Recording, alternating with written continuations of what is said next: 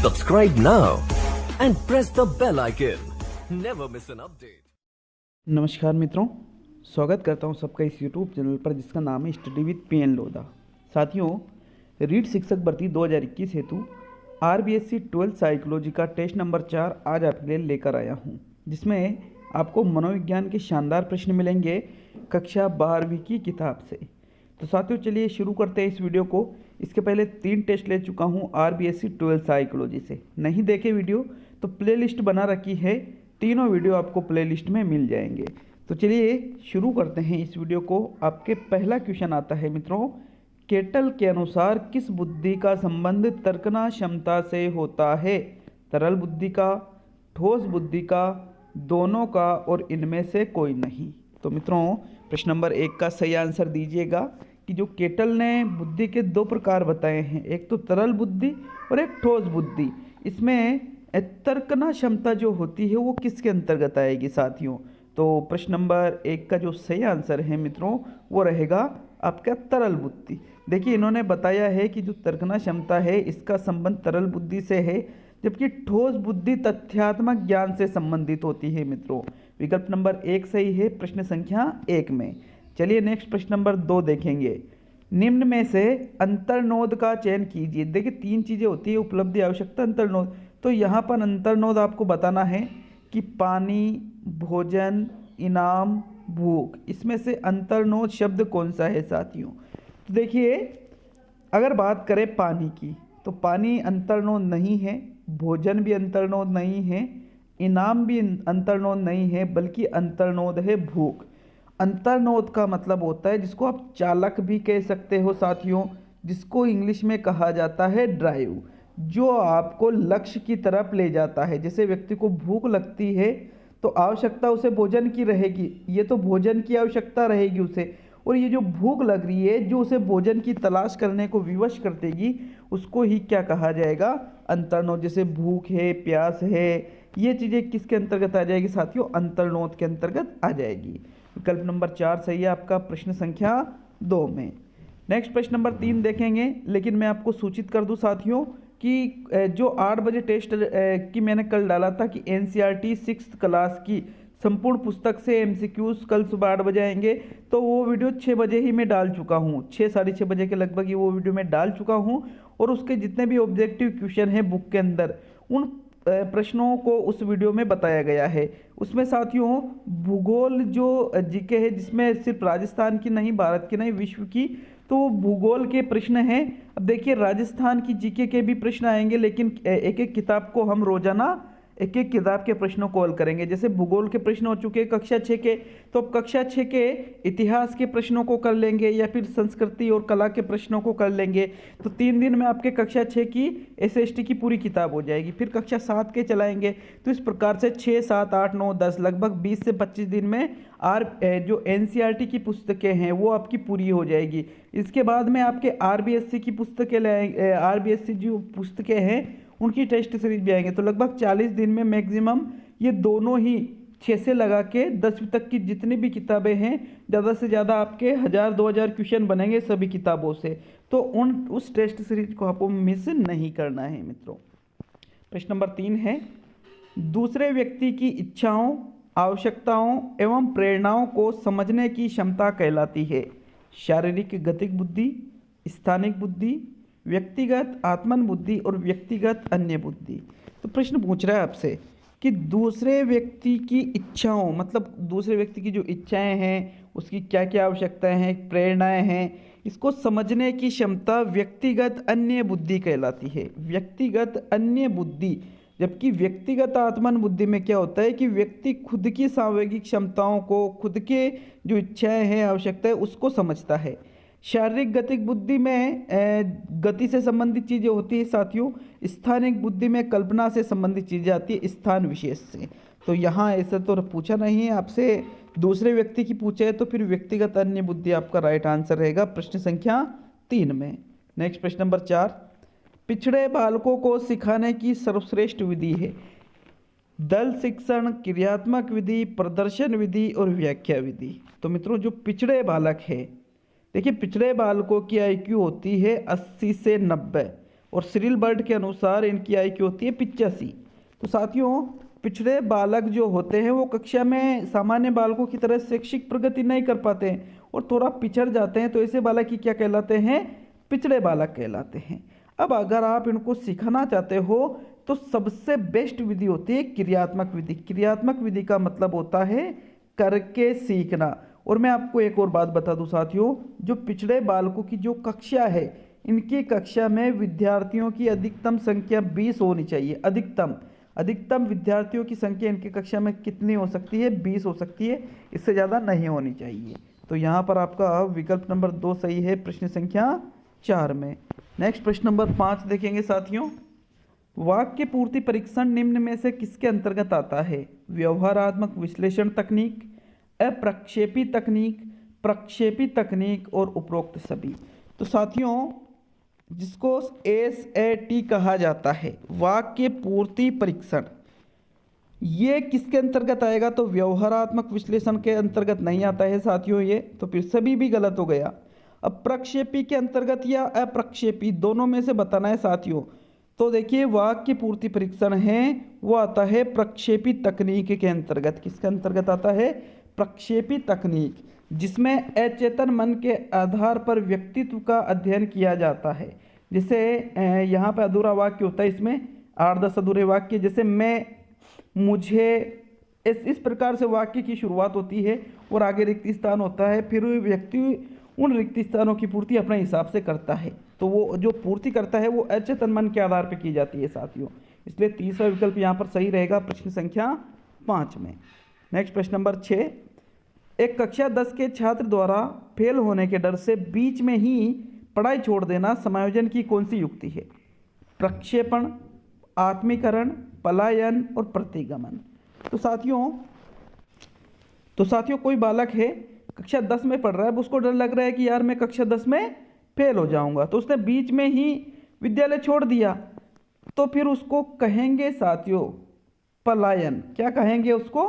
पलायन, या इसको पृथक्करण के नाम से भी जाना जाता है। पलायन के दो या पृथक्करण के दो मतलब स्थिति से दूर भाग जाना। जबकि प्रक्षेपण का अर्थ तो क्या होता है कि खुद का दोष तो खुद में है, लेकिन आरोप आप दूसरे पर लगा देते हो, दूसरों पर आरोप प्रक्षेपित कर देते हो, तो वो प्रक्षेपण हो जाएगा। एक होता है साथियों आत्मीकरण और एक होता है प्रतिगमन। प्रतिगमन का अर्थ होता है साथियों पूर्व की अवस्था में लौट जाना। जैसे एक छोटा कि जैसे 2 भाई है, एक तो 12-13 साल का और एक 4-5 साल का, तो 4-5 साल के बालक की तरह घुटनों के बल चल रहा है 12 साल का, तो वो फिर प्रतिगमन के अंतर्गत आ जाता है। यहाँ पर आपका तीसरा विकल्प सही है प्रश्न 6 में। नेक्स्ट प्रश्न नंबर 7। निम्न में से किस तकनीक में चित्रों को दिखाकर कहानी लिखने को कहा जाता है? रोरशाही धब्बा परीक्षण, TAT, CAT, स्थितिपरक परीक्षण। तो साथियों वह तकनीक कौन सी है जिसमें चित्र दिखा रहे हैं और फिर कहानी की भाई चित्र दिखा के कहानी लिखवाई जाती है? तो रोरशाही धब्बा परीक्षण में ऐसा नहीं होता है, स्थितिपरक परीक्षण में भी नहीं होता है, CAT में भी नहीं होता है, बल्कि होता है ये TAT में। TAT का मतलब होता है थिएमेटिक एप्रिसिएशन टेस्ट, कथानक अंतर्बोध परीक्षण, जबकि CAT का मतलब होता है चाइल्ड एप्रिसिएशन टेस्ट, बाल अंतर्बोध परीक्षण। तो साथियों ये कथानक में आ जाता है। कथानक नाम ही कथानक है इसका हिंदी में पूरा नाम, लेकिन पूरा नाम लिख देता तो आप बड़ी इजी तरीके से उस क्वेश्चन को कर सकते थे, इसलिए मैंने यहाँ पर उसका शॉर्ट में नाम लिखा है इंग्लिश का।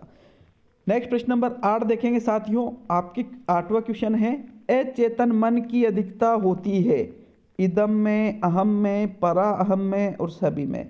सिगमंड फ्रायड का सभी ने पढ़ रखा होगा। देखिए चेतन, अचेतन और अवचेतन या अर्धचेतन।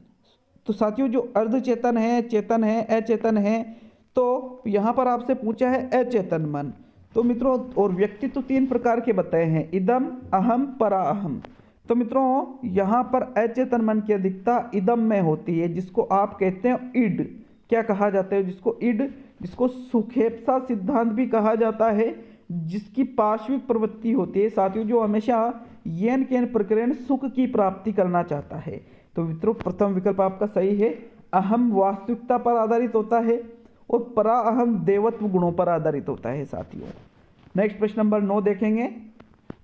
9वां क्वेश्चन, सही सुमेलित नहीं है।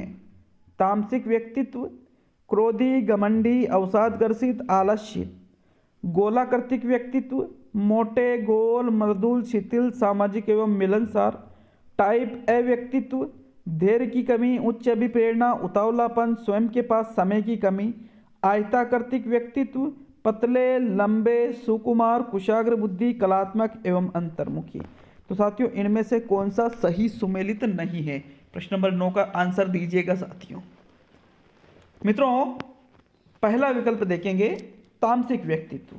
बिल्कुल जो तामसिक व्यक्तित्व रखता है वो क्रोधी प्रवृत्ति का होता है, घमंडी होता है, अवसादग्रसित होता है और आलसी होता है। दूसरा देखेंगे गोलाकृतिक, तो जो गोलाकृतिक व्यक्तित्व वाले हैं वो मोटे होते हैं, गोल होते हैं, मृदुल होते हैं, शिथिल होते हैं, सामाजिक एवं मिलनसार होते हैं, मतलब इनका व्यक्तित्व बहिर्मुखी होता है। एक है टाइप ए प्रकार के व्यक्तित्व, इनमें धैर्य की कमी होती है, उच्च अभिप्रेरणा पाई जाती है, उतावलापन पाया जाता है और स्वयं के पास समय की कमी पाई जाती है। और एक होता है आयताकृतिक व्यक्तित्व, ये पतले होते हैं साथियों, लंबे, सुकुमार, कुशाग्र बुद्धि, कलात्मक, अंतर्मुखी। तो क्या ये सही है? ऊपर तीनों तो सही है साथियों, लेकिन ये जो विशेषता यहाँ पर बताई जा रही है ये आयताकृतिक की विशेषता नहीं है, बल्कि ये लंबाकृतिक व्यक्तित्व की विशेषता है। क्या है? लंबाकृतिक व्यक्तित्व की विशेषता। तो साथियों यहाँ पर चौथा विकल्प सही सुमेलित नहीं है और यही आपका राइट आंसर रहेगा प्रश्न 9 में। नेक्स्ट प्रश्न नंबर 10 साथियों, 10वां प्रश्न है, DAT का अर्थ है सामान्य अभिक्षमता परीक्षण माला, फ्लेनेगल अभिवृत्ति परीक्षण माला, विभेदी अभिक्षमता परीक्षण और लिपिकीय अभिक्षमता परीक्षण। तो मित्रों DAT की फुल फॉर्म होती है डिफरेंस एप्टीट्यूड टेस्ट, मतलब विभेदी अभिक्षमता परीक्षण। तीसरा विकल्प आपका यहाँ पर सही रहेगा प्रश्न संख्या 10 में। चलिए नेक्स्ट प्रश्न नंबर 11 देखेंगे साथियों। देखिए देखते हैं प्रश्न नंबर 11, क्रियात्मक बुद्धि परीक्षण माला है आर्मी अल्फा परीक्षण, आर्मी बीटा परीक्षण, दोनों और कोई नहीं। तो साथियों जो क्रियात्मक बुद्धि परीक्षण माला है, क्रियात्मक का मतलब होता है अशाब्दिक। क्या होता है? अशाब्दिक, जो अनपढ़ व्यक्तियों के लिए भी होती है। तो ये है आर्मी बीटा परीक्षण, क्योंकि आर्मी अल्फा परीक्षण ये तो क्या शाब्दिक परीक्षण माला कहलाती है, जो पढ़े लिखे लोगों के लिए होती है साथियों। तो यहाँ पहला विकल्प सही न होकर आपका दूसरा विकल्प सही है प्रश्न संख्या 11 में। और साथियों आज का अंतिम और 12वां क्वेश्चन देखते हैं, लेकिन वीडियो अच्छा लगे तो यार चैनल को सब्सक्राइब जरूर करके रखें, क्योंकि टारगेट है कि जनवरी के अंत तक अगर हो सके तो 100 के पूरे सब्सक्राइब हो जाए, मतलब ऐसा टारगेट है। मुझे पता है ये होने वाला नहीं है, क्योंकि बहुत ज़्यादा 100 के बहुत ज़्यादा मेरे हिसाब से बहुत ज़्यादा होते हैं। तो साथियों फिर भी आप सहयोग करें तो ये मुमकिन हो सकता है। प्रश्न नंबर 12 देखेंगे, बुद्धि लब्धि ज्ञात करने का उचित सूत्र है। मैं आपको सूचित कर दूं साथियों, टेलीग्राम चैनल पर आज 4-5 PDF डालने वाला हूं। टेलीग्राम चैनल किस नाम से है?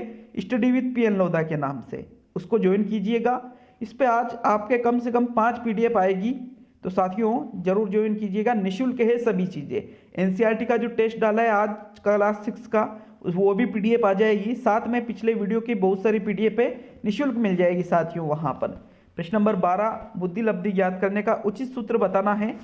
विकल्प 1 है वास्तविक आयु बटे मानसिक आयु इंटू 100, दूसरा है 100 इंटू वास्तविक आयु बटे मानसिक आयु, तीसरा है मानसिक आयु बटे वास्तविक आयु इंटू 100 और चौथा है मानसिक आयु बटे वास्तविक आयु।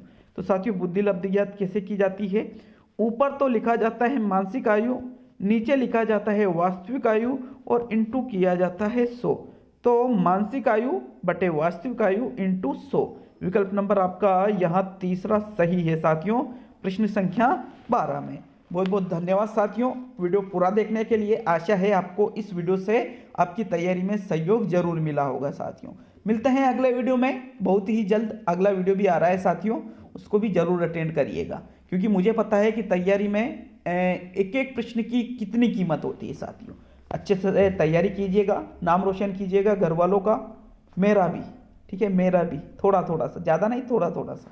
तो साथियों मिलते हैं अगले वीडियो में। बहुत बहुत धन्यवाद सभी का।